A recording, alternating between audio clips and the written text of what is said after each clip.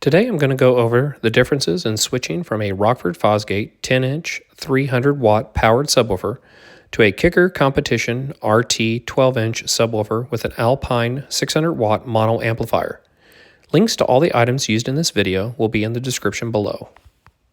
When I had the Rockford subwoofer installed, I noticed some rattles inside the car from the back dash area, but nothing extreme or irritating. I have a previous video showing how I sound deadened the trunk area, which took care of most of the rattles I had in the car. I noticed in that video that I still had a slight rattle from the back dash, but it wasn't enough to make me want to sound deaden the rear dash area. I decided to make this switch so that I could get a little more volume from the subwoofer and better frequency response, especially with the lower frequencies. I stayed with a single subwoofer as I didn't want mind-numbing bass, and I didn't want the subwoofer enclosure to take up my entire trunk space. I installed the Alpine amplifier in the trunk, which was very easy since I already had the wiring ran. It was simple to swap the wires from the Rockford sub to the Alpine amp. After the amp was hooked up, I tested the new subwoofer. During testing, I immediately noticed two things. One, the subwoofer was much louder and hit harder on higher bass frequencies, to the point of being too much. Two, I noticed a lot of rattling coming from the rear dash area of the car. I tried to pinpoint the area rattling, and it seemed to be coming from the furthest part of the rear dash and the driver's side rear panel. Since I'm trying to get the best sound possible, with little to no rattles from the car, I chose to go all in with the sound deadening of the rear of the car. I began by removing all the rear panels.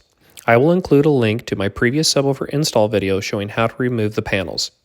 Now that I had access to the rear dash and sides, I began installing sound deadening material throughout the rear of the car. I did not cover up the factory subwoofer hole because I still wanted to use it as a pass-through for bass into the car. The clip in this video shows the passenger side done, but not the driver's side. I did do both sides the same way. After I finished installing all the sound deadening material, I tested the subwoofer again. During my testing, I noticed an annoying rattle coming from the rear of the car.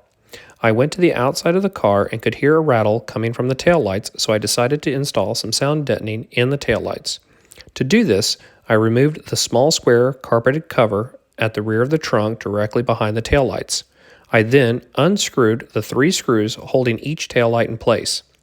Next, using a good amount of force and a plastic pry tool, I pulled the taillight towards me to detach it from the car. I did not unhook the wiring since I was able to install the sound deadening with the taillight still attached. I also wrapped the plastic clip holding the rear of the taillight in Tessa tape. Once completed, I reinstalled the taillight and tested the subwoofer again. So did this fix the issue? Well, no. I still had a loud rattle from the rear. I sat in the back seat and listened. What I found out was frustrating. The rattle was actually coming from the plastic clips holding the rear of the headliner in place. This was an easy fix, but I wish I had known this to begin with. To fix the issue, I removed the 3 plastic clips, installed sound deadening along the area the clips attached to, and punched a hole in the sound deadening material where the 3 plastic clips attached. I tested the system for the final time and everything sounded much better. I still had a slight rattle from the rear deck during a specific frequency, but nothing I couldn't live with. It's hard to get rid of 100% of the rattles possible in a car. Now that the rattles were taken care of, I still needed to address the issue of the subwoofer's frequency response.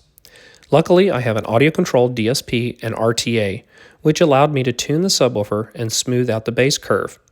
This made for a more pleasant listening experience. If I didn't have a DSP, I would have had a harder time living with the subwoofer based on my listening preferences. I was able to solve both my initial issues with adding a larger subwoofer.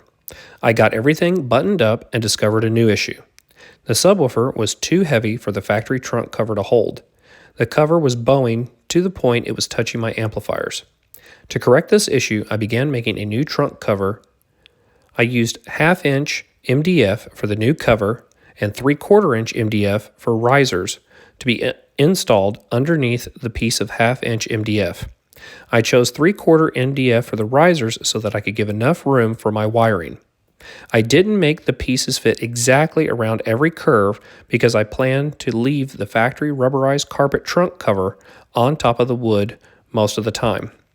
I haven't finished this project yet. My plan is to install a piece of 1/4-inch Lexan over the amplifier area and cut the factory trunk mat so that that section can be removed during car shows. I also plan to add LED lights as well. I will have a future video showing the completion of this project. After the new wood panels were installed, the subwoofer was pushed a bit forward due to the height, so I had to buy a longer Velcro strap to hold the subwoofer in place. Finally, the subwoofer sounded good. I had little to no rattles and the subwoofer was properly supported. This was a good upgrade in sound over the Rockford subwoofer. I loved the Rockford product and I had no issues with it other than I just wanted a little bit more bass. I suspect the Rockford Fosgate P500 12-inch powered subwoofer with its 500-watt amp and ported enclosure would be a similar upgrade to the Kicker Alpine combo I have in this video. I've included a clip of the trunk vibrating with the Kicker subwoofer installed.